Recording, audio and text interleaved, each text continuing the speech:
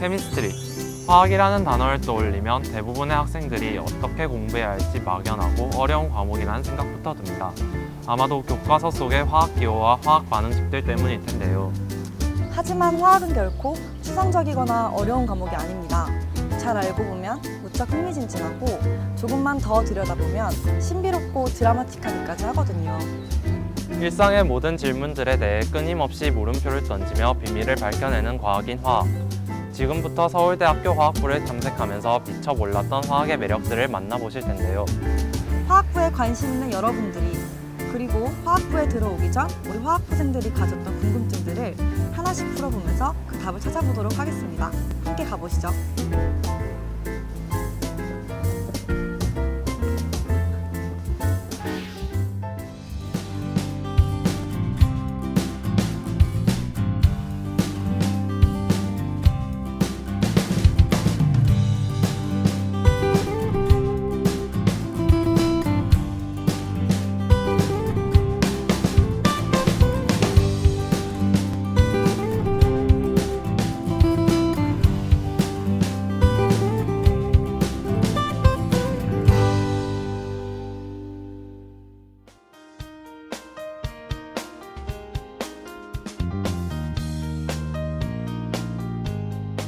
서울대학교 화학부 신성민 교수입니다.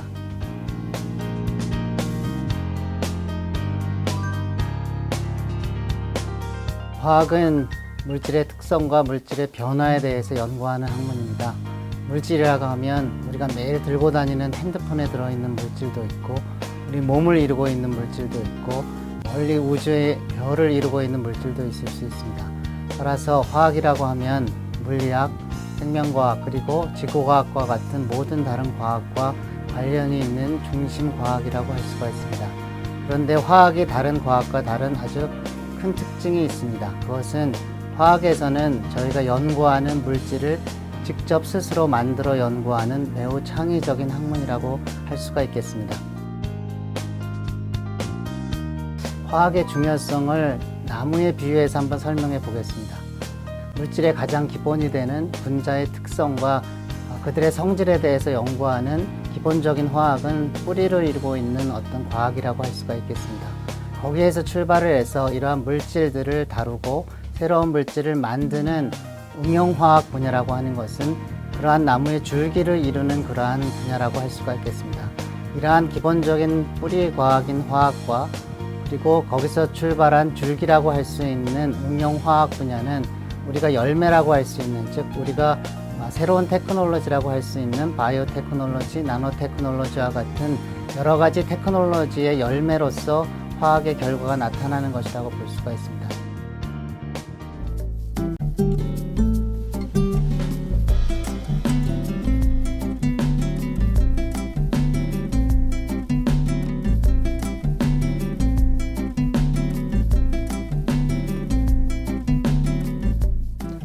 안녕하세요. 저는 서울대학교 화학부 박승범 교수입니다. 제가 담당하는 분야는 유기화학입니다. 유기화학이라는 것은 유기물을 이루고 있는 물질들을 합성하고 분석하고 연구하는 학문이라고 할 수 있습니다. 그 분자들이 기본적으로는 생명을 조절을 하는 데 있어서 약효가 있는 물질들을 이루고 있습니다. 근데 그런 물질들을 모방을 해서 만들거나 새로운 가치가 있는 물질들을 만들어서 생명 현상을 조절하고 그 조절한 물질을 통해서 신약 후보 물질을 만드는 것들이 유기화학이라고 할 수 있습니다. 서울대 화학부에서 무기화학을 전공하고 있는 남자민 교수라고 합니다. 무기화학은 이제 유기화학에서 하지 않는 물질들을 주로 다루고요. 그 중에서도 이제 나노 화학, 또 나노 소재 이런 분야를 주로 연구를 하고 있습니다.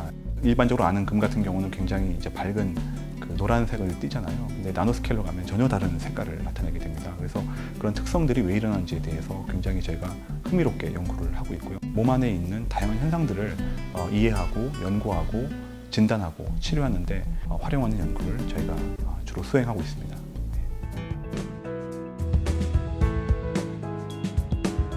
안녕하세요. 저는 서울대학교 화학부 교수 석차옥입니다. 저는 물리화학 분야를 전공하고 있습니다. 저희는 그 물질 현상을 아주 근원적인 데서부터 이해하려고 하고 있기 때문에 그 실험을 하지 않고도 어떤 일이 일어날 수 있는지 예측을 할 수 있다는 그런 아주 매력이 있고요. 질병이 일어나지 않기 위해서는 어떤 물질을 가지고 어떻게 제어해야 된다든지 또는 이제 어떤 물질을 어떻게 설계를 해야 할 것인지 이런 것들에 대한 연구가 가능하다는 점에서 매력이 있는 것 같습니다.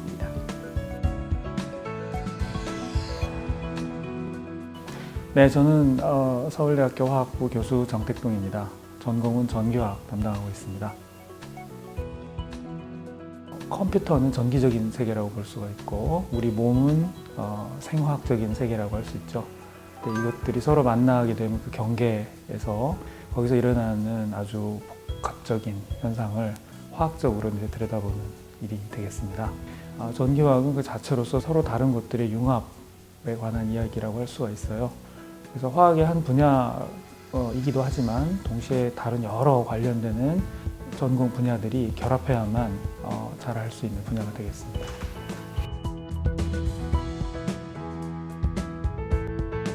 저는 서울대학교 화학부의 교수로 있는 김진수라고 합니다.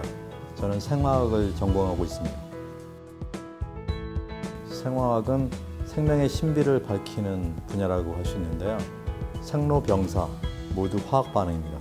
세포는 단백질과 핵산과 RNA가 다양한 그런 물질들이 모여서 조합을 이뤄서 다양한 화학 반응을 통해서 생명 현상이 유지가 되는데 그런 화학 반응 하나가 잘못되면은 병이 생길 수도 있고 암 같은 거 생길 수도 있고 또 노화도 마찬가지고 그래서 이제 화학자들은 질병을 고치는 방법이라든지 그리고 생명 현상의 원리를 더 깊이 이해한다든지 그런 측면에 관심을 가지고 다양한 연구를 하고 있습니다.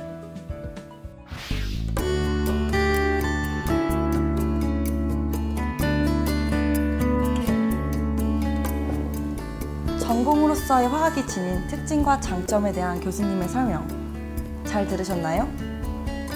모든 응용과학 분야의 기초가 되고 또 도움을 주는 마음씨 착한 전공이 바로 우리 화학이라는 점을 다시 한번 강조해드리고 싶네요. 착한 전공이기도 하지만 화학은 무척 도전적이고 다이나믹한 전공이기도 한데요. 화학부를 좀 더 자세히 들여다보면서 그 답을 찾아보겠습니다.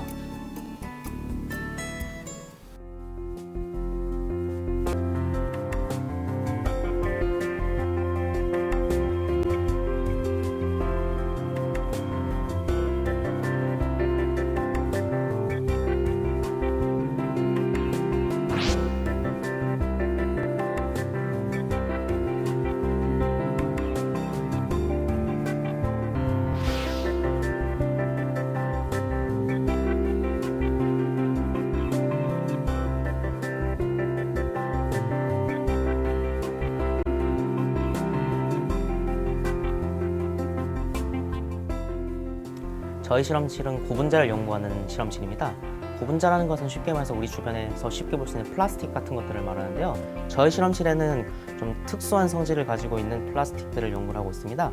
물과 기름이 분리되어서 구조를 만들듯이 서로 분리가 되어서 구조를 만드는데 그렇게 만들어지는 구조의 크기가 나노미터 크기의 구조를 만드는 것들입니다. 그러한 것들을 이용해서 매우 작은 패턴을 만들고 그러한 패턴들은 우리 일상생활에서 흔히 볼 수 있는 스마트폰이나 혹은 전자기기들에 들어가는 매우 작은 미세 회로를 만드는 데 응용이 될 수 있습니다.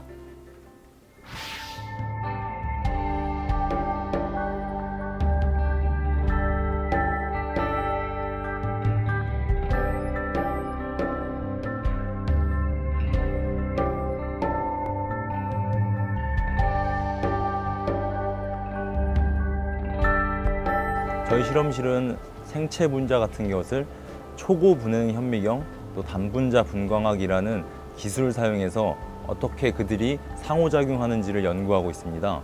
생체 분자 이런 거는 약간 생명과학이 아닌가 하는 의아함이 들 수도 있을 것 같은데 생체 분자여도 화학 결합이나 화학 반응 등을 통해서 서로 상호작용을 하고 또한 물리 법칙에 근간해서 이동하기 때문에 저희는 단순히 생명 현상을 관찰하는 것만이 아니라 좀 더 근본적으로 생명 현상을 관찰하는 실험을 하고 있습니다. 전 특별히 제가 하고 있는 실험은 세포 속에 있는 특정한 아미노산이 존재하는지 여부에 따라서 몸속에 있는 어떤 단백질이 어디로 이동하는지 또 어떻게 이동하는지를 모니터링하고 있는데요. 기술이 더 개발되면 실시간으로 사람 몸에 있는 단백질들이 어떻게 움직이는지를 확인해서 단백질의 잘못된 기능으로 유발되는 난치병들을 대부분 치료할 수 있는 그런 미래까지도 바라보고 있습니다.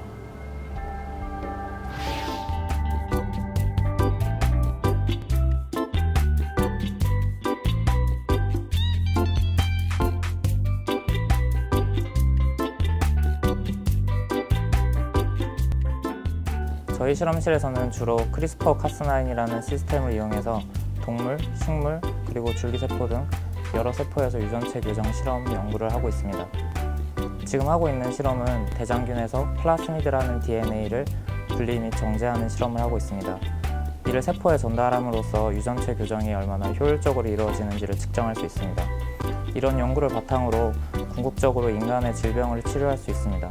특히나 희귀난치성 유전질환 같은 경우에는 태어나자마자 유전질환을 가지고 태어나지만 마땅한 약이 존재하지 않습니다. 이런 유전체 교정 연구를 통해서 이런 희귀난치성 질환 환자나 부모님들에게 고통을 덜어주는 것이 목적이라고 할 수 있습니다. 화학부의 실험실들을 만나봤는데 어땠나요? 여러분들이 생각했던 것보다 화학의 연구 분야가 무척 다양하고 흥미로운 연구들이 많이 진행되고 있다는 사실을 확인하셨을 겁니다. 자, 그럼 이제부터는 재학생들과 선배들을 만나 우리 화학부에 대한 이야기 보따리를 풀어볼까 하는데요. 어떤 이야기들을 들려줄지 참 궁금하시죠? 지금 바로 만나보겠습니다.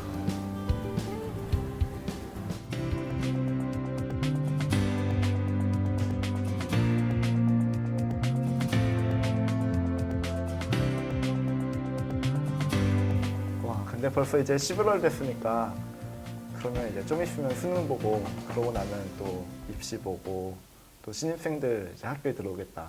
그러게요. 벌써 신입생 들어올 때도 있네. 아, 그러면 저 작년에 시험 친 지 벌써 1년이나 된 거예요? 난 3년. 우리 입학 전에 여러 고민 같은 거 하지 않았었나? 안 그래도 저희가 질문을 받았어요. 가장 많이 나온 질문이 대학에 가서 공부만 해야 하냐, 주로 놀 때는 무엇을 하고 노느냐에 대한 질문이 나왔는데 다들 놀 때 뭐 하고 노시는 편이세요? 대학에 왔으니까 공부만 할 순 없고 뭐 축제도 많이 즐기고 뭐 미술관도 가고 하는데 또 동아리 활동도 많이 한다고 들었거든. 저는 지금 과 밴드 활동을 하고 있거든요. 다 이제 공부만 하다 왔으니까 다 이제 기타나 베이스, 드럼 다 못 쳐요, 사실. 처음 배워가면서 이제 시간이 지나면 점점 완성도가 높아지는 그런 밴드가 돼가는 걸 느낄 수 있어요. 그리고 이제 저희 과만의 그 농구 동아리도 있고 축구 동아리도 있어서 활발하게 활동을 하고 있다고 들었어요. 근데 그런 동아리 말고도 우리 과내에서는 그 한 학기에 한 번씩 MT도 가고 그다음에 동기들끼리 따로 모여서 또 MT도 가고 그리고 또 교수님들 포스터 발표회 할 때 끝나고 맛있는 삼겹살도 공짜로 얻어먹고 그렇게 그런 식으로 놀기도 하지 우리가. 그러면은 노는 거 말고 또 화학부에서는 뭘 배울 수 있을까? 이론적인 내용 말고도 실험도 하게 되면서 원래 배웠던 이론들을 직접 실험으로 해보면 내가 이걸 만들 수 있구나 하고 막 신기하기도 하고 그리고 또 이런 실험들이 많다 보니까 이걸 하면서 내가 대학원을 갈지 말지도 잘 고민할 수 있게 된 것 같아. 그럼 졸업을 하면 다들 대학원을 가요? 그럼 만약 대학원에 굳이 가고 싶지 않으면 그 다음부터 진로는 어떻게 되는 거예요? 대학원을 가게 되는 사람이 많은 건 일단 사실이고 교수님들과 또 면담을 하면서 자기가 하고자 하는 이런 분야를 찾아서 연구를 하게 되는 것이고 그렇지 않은 경우에는 본인이 하고 싶은 일을 하는 경우도 많이 있지. 그 내가 아는 선배 중에는 화장품에 되게 관심이 많았는데 직접 화장품 회사에 취직을 해서 아예 제품을 만들고 나눠주고 하더라고. 한예종 같은데 교수로 가신 졸업생 선배분들도 계신다고 들었어요. 정말 특정 분야에 국한되지 않는구나라는 생각을 하게 됐던 것 같아요. 이제 새로운 후배들이 올 텐데 선배로서 해주고 싶은 얘기가 있어?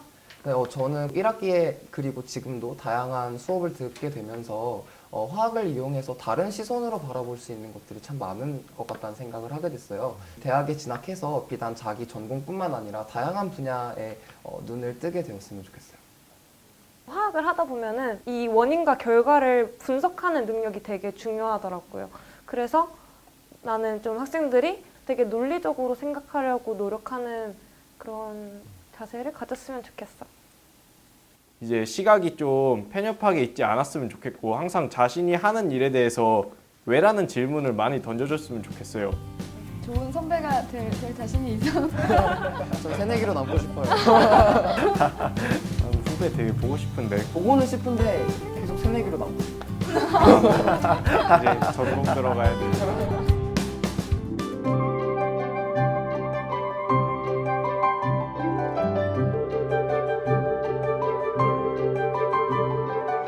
현대의 연금술이라고 불리는 화학은 오늘날 눈부신 산업화와 문명화의 근간이자 고차원의 응용을 위해 반드시 필요한 학문입니다. 서울대학교 화학부는 마술처럼 흥미로운 화학의 세계를 누비며 끊임없이 새로운 가치를 찾